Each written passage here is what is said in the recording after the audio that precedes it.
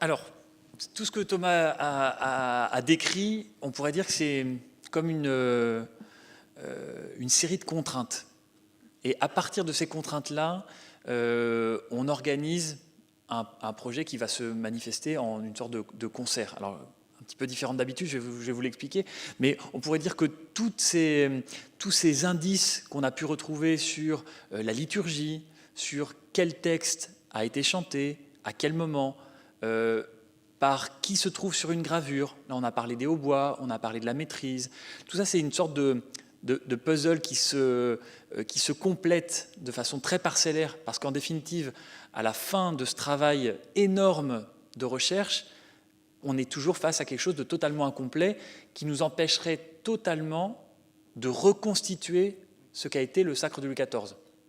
Hein, le travail scientifique poussé au plus haut niveau ne permet pas, même virtuellement, de recomposer ce qui s'est déroulé pendant ces 8 heures du 7 juin 1654. Donc on est face à une forme de mur, en définitive, si on poursuit ce raisonnement scientifique vraiment jusqu'au bout. Si on s'arrête là où vient de s'arrêter Thomas, on est face à une série de contraintes qui sont finalement assez exaltantes, parce qu'on va pouvoir s'intéresser à deux choses. La première, elle est s'intéresser à cette forme de discours, à cette forme de spectacle qui est le sacre d'un roi de France au XVIIe siècle.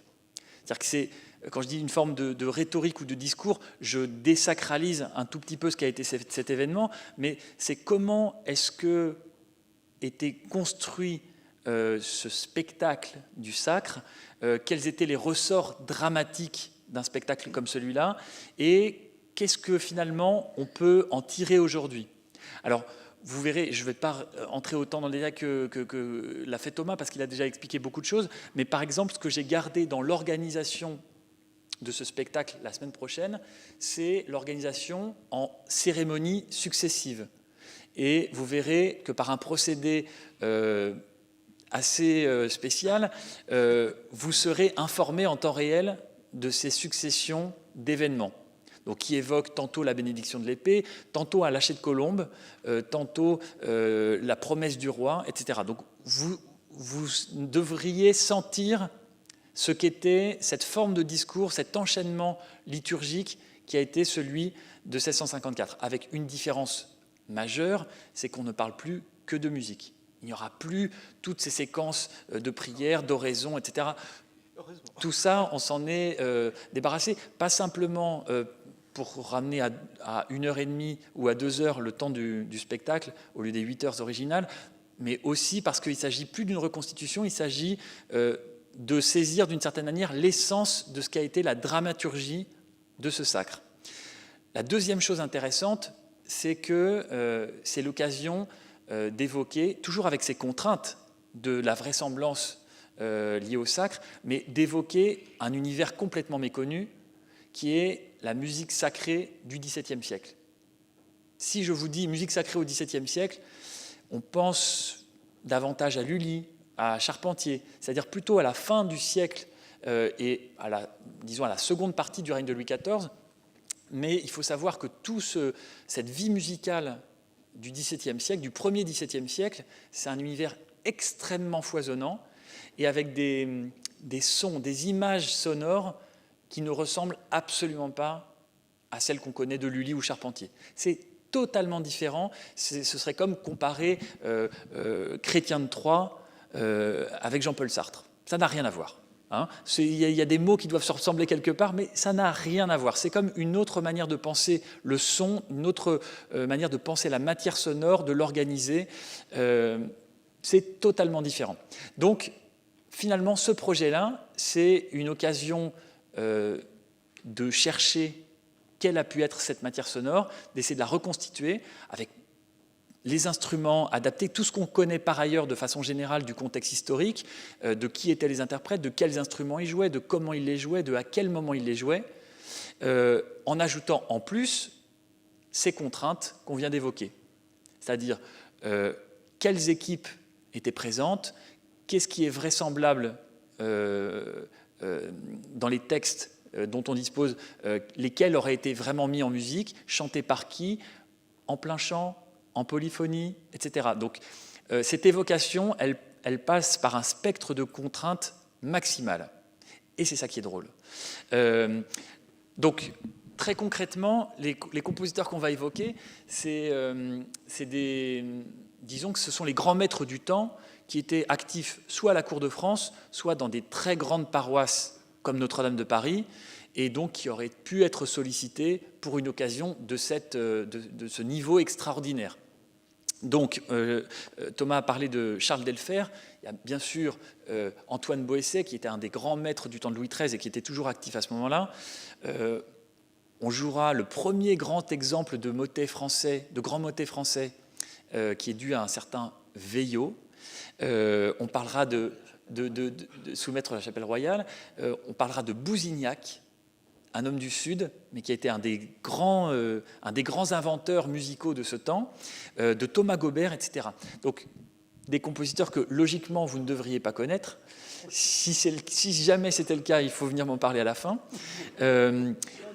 Donc, disons que c'est la première matière sonore qu'on va exploiter. Évidemment, encore une fois, en prenant des pièces dont le texte peut se rapporter au sacre, etc. La deuxième matière sonore, c'est celle qu'a évoquée Thomas, c'est remonter beaucoup plus dans le temps, dans la tradition médiévale, pour reprendre les chants grégoriens qui étaient propres à un sacre des rois de France.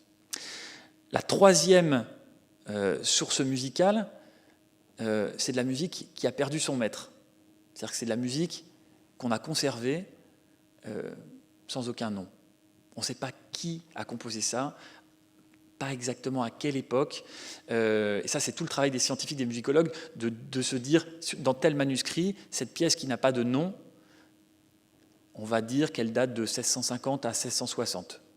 On va essayer de la dater par le style, c'est-à-dire par des éléments du langage musical, de se dire ça ressemble à ce qu'on a vu par ailleurs chez Étienne Moulinier ou chez Antoine Boesset, etc. Et c'est de puiser dans ce réservoir de musique, alors qui n'est pas énorme, parce que, comme vous savez, la musique de cette époque-là, elle n'appartient pas aux compositeurs, comme aujourd'hui. Il n'y a pas de droit d'auteur. Si vous travaillez pour le chapitre de la cathédrale de Lyon, la musique, elle appartient au chapitre de la cathédrale de Lyon. Donc quand le compositeur disparaît, généralement la musique, elle reste au répertoire quelques années, puis elle disparaît. Une deuxième embûche assez fatale pour les sources musicales, c'est la Révolution française, puisqu'on a brûlé pas mal à cette époque-là, et que malheureusement, il y a beaucoup de musique qui est partie en fumée.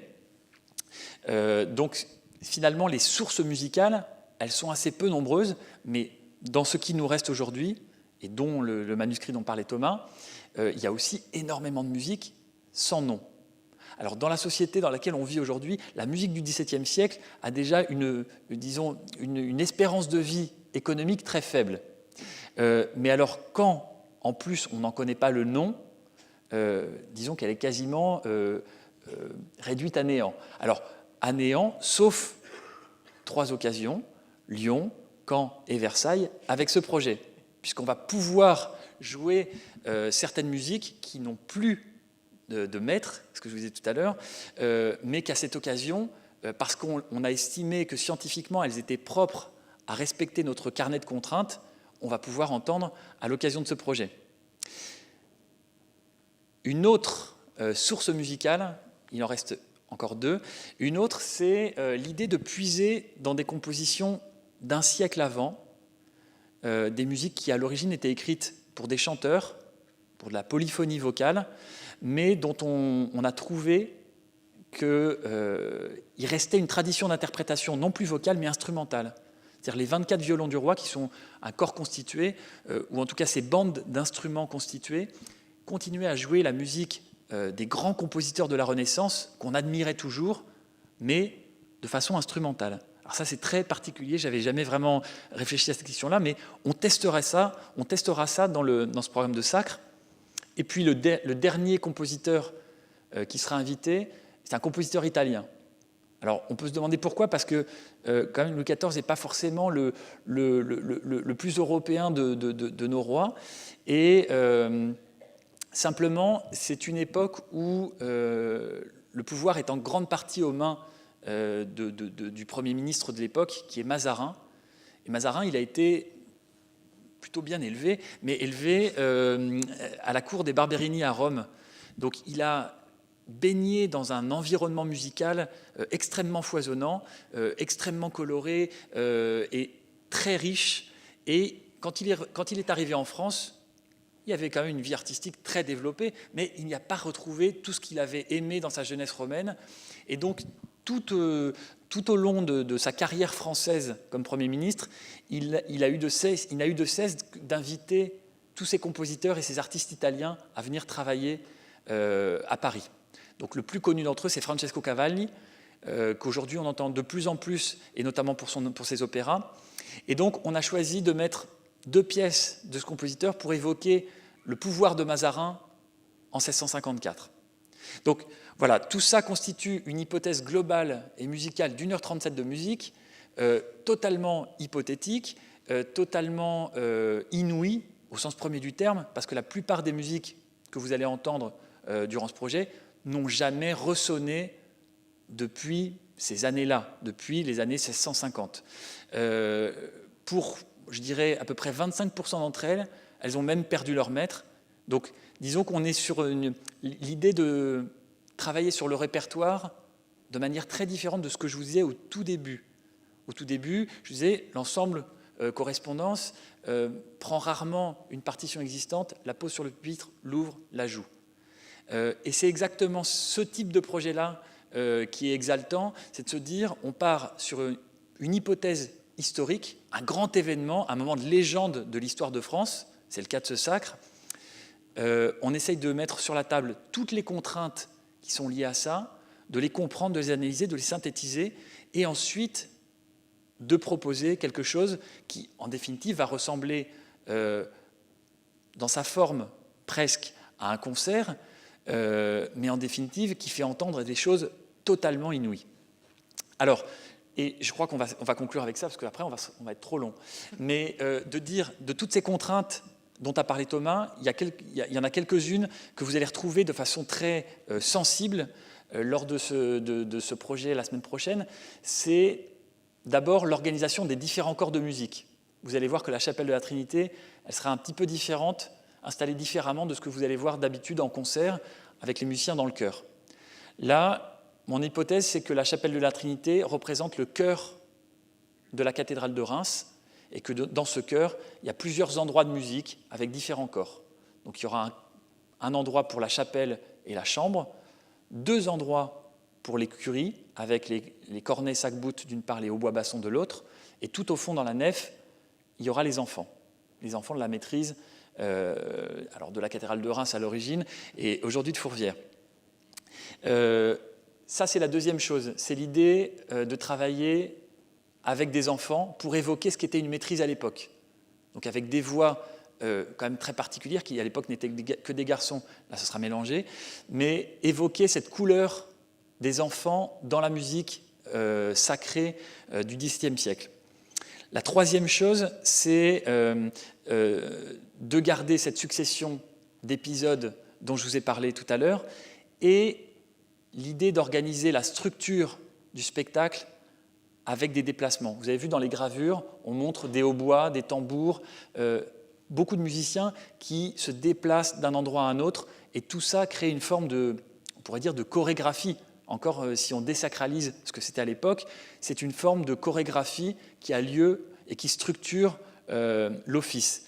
Donc ça, on a gardé cette idée-là, avec tantôt les musiciens qui vont jouer en procession, avec tantôt les enfants qui vont se déplacer et donner une ossature à tout ce spectacle.